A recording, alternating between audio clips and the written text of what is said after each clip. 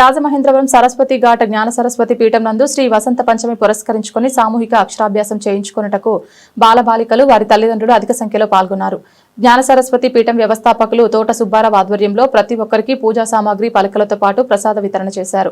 అర్చకులు గణేష్ మాట్లాడుతూ పవిత్ర గోదావరి నది తీరాన వెలిసి ఉన్న అమ్మవారు సరస్వతీదేవి ఈ రోజు ఉదయం నుంచి కూడా అధిక సంఖ్యలో భక్తులు బాలబాలికలు వచ్చి అక్షరాభ్యాసం అభిషేకాలు చేయించుకున్నారని వారు చెప్పారు. కార్యక్రమంలో ఆర్యాపురం డైరెక్టర్ పడాల శ్రీనివాస్, అర్చకులు, కమిటీ సభ్యులు పాల్గొన్నారు.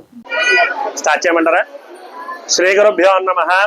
ప్రణో దేవి సరస్వతి వాజేభిర్వాజనీవతి ధీనామవిత్రియవతో. భక్తులందరికీ కూడా నమస్కారం. ఇవాళ శ్రీ పంచమిని పురస్కరించుకుని సరస్వతీదేవి యొక్క జన్మదిన మహోత్సవాన్ని పురస్కరించుకుని రాజమండ్రి గోదావరి నదీ తీరంలో వేంచేసినటువంటి శ్రీ జ్ఞాన సరస్వతి పీఠంలో ఇవాళ విశేషమైనటువంటి అక్షరాభ్యాస మహోత్సవాలన్నీ కూడా వైభవంగా జరుగుతున్నాయి. ఎంతో మంది భక్తులు ఉదయం నుండి కూడా 6 గంటల నుండి విశేషంగా పాల్గొంటున్నారు. ఎంతో మంది అక్షరాభ్యాసాలు చేసుకుంటున్నారు.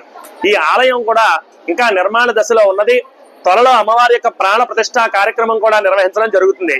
కావున ప్రతి ఒక్కరూ కూడా గోదావరి నదీ తీరమే విశేషమైనదంటే నదీ తీరంలో ఉండే దేవాలయం మరింత విశేషమైనటువంటిది. కాబట్టి మీరందరూ కూడా ఈ విషయాన్ని గమనించండి.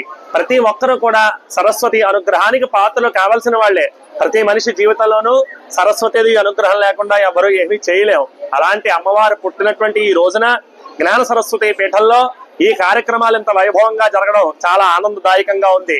ఈ గుడి దినదిన ప్రవర్ధమానంగా చక్కగా ప్రతినిత్యము కూడా వెలుగొందుతూ అమ్మవారి ప్రాణ ప్రతిష్ఠ కూడా వైభవంగా జరగాలి. అలా జరగాలంటే భక్తులందరి యొక్క సహకారం కూడా ఇక్కడ ఉండాలి.